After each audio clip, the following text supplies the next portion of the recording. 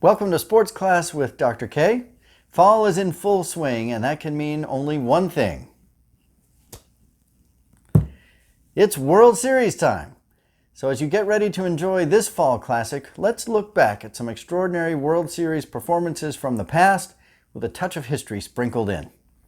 The first World Series was played in 1903 between the National League champion Pittsburgh Pirates and the American League champion, the Boston Americans.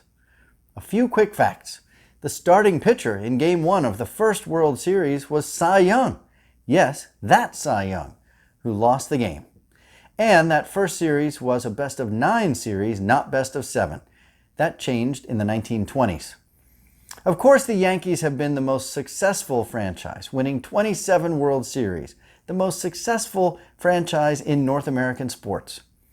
Over a period of 45 years, from 1920 to 1964, the Yankees played in 29 World Series, winning 20. Do you know what teams have won the next most from the American League?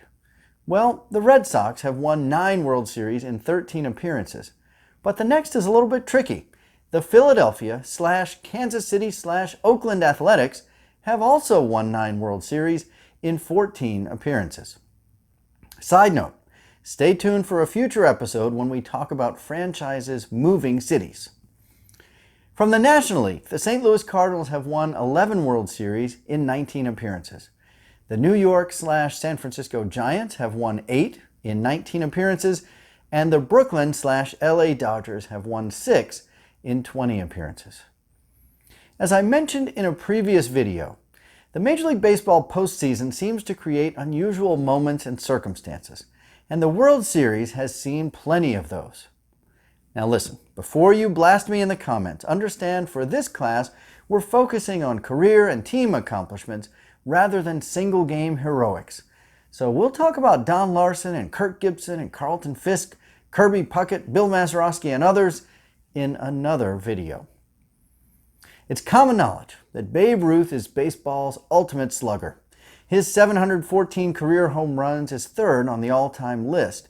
But Ruth was hitting more home runs each season than many teams at that time.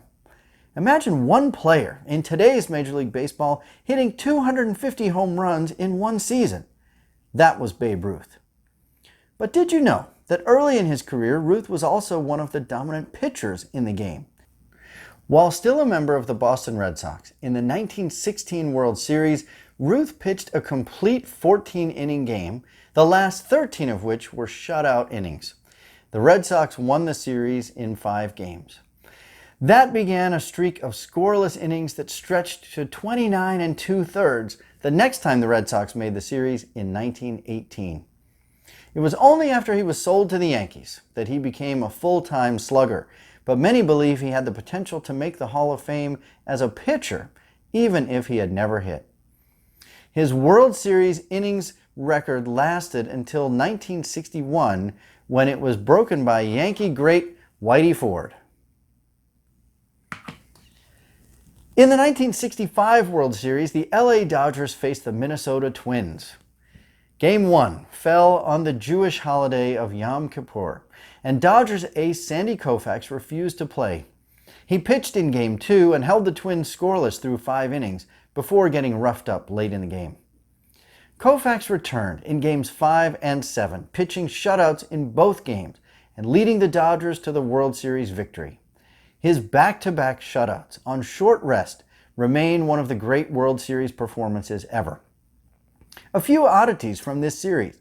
The winning pitcher in all 7 games pitched complete games. That's one of those obscure records that is unlikely to ever be broken. In recent years, we've been blown away by the performances of Giants ace pitcher Madison Bumgarner.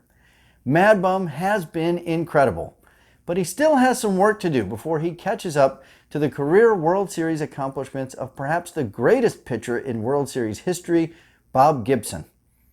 In 3 World Series, 1964, 67, and 68 for the St. Louis Cardinals, Gibson went 7-2 in 9 games, with a 1.89 ERA, including 8 complete games.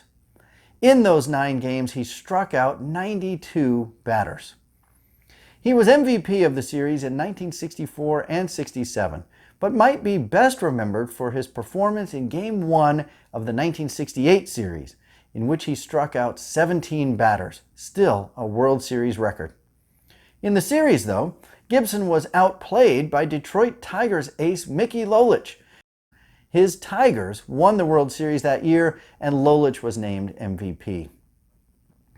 We can't talk about World Series greatness without mentioning the man whose nickname derives from World Series greatness, Mr. October, Reggie Jackson. Jackson's postseason exploits began in the early 1970s, when he was part of the Oakland A's, who three-peated as champs in 1972, 73, and 74. Jackson won the MVP in 1973. But he's best known, of course, for his heroics with the Yankees, who won the series in 1977 and 78. In 1977, Jackson had his signature accomplishment, hitting 3 home runs on consecutive pitches in Game 6. In the series, Jackson batted .450 with 5 home runs and 8 RBIs. And for his career, Mr. October batted .357 in the World Series with 10 home runs and 24 RBI, and 5 World Series victories. Finally, let's talk about Mad Bum, who is this generation's version of Mr. October. There are some quirky and endearing things about Madison Bumgarner, who was not just the MVP of the World Series in 2014, but was also that year's Sports Illustrated Person of the Year. Bumgarner, incredibly, once dated a woman also named Madison Bumgarner. He once cut open a rattlesnake and saved a baby rabbit that the snake had swallowed. And he gave his wife a cow as a wedding present, and she still married him. His postseason performance has been incredible, especially the 2014 World Series, when he turned in one of the most remarkable series ever. For his career, Mad Bum is 8-3 in 16 postseason games, with a 2.11 ERA and 87 strikeouts. In the World Series, he's 4-0 in 5 games with a .25 ERA. That's right, .25, and 31 strikeouts. In 2014, Bumgarner pitched 52 1/3 innings in the postseason alone. Consider that 200 innings is a very good mark for pitchers over a full season. Opponents scored against him in only 4 of those 52 innings. In the World Series that year, Bumgarner was untouchable. He won both of his starts in utterly dominant fashion. Then, on only 2 days' rest, he entered Game 7 as a reliever and pitched 5 innings, earning the save. There are, of course, countless other October heroes we could talk about, and we will in future episodes. For now, enjoy the World Series. Thanks for watching. Like, comment, and subscribe. I think we have a caller.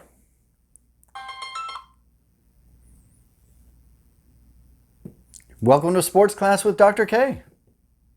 Hi, Dr. K. I'm a huge fan. Welcome.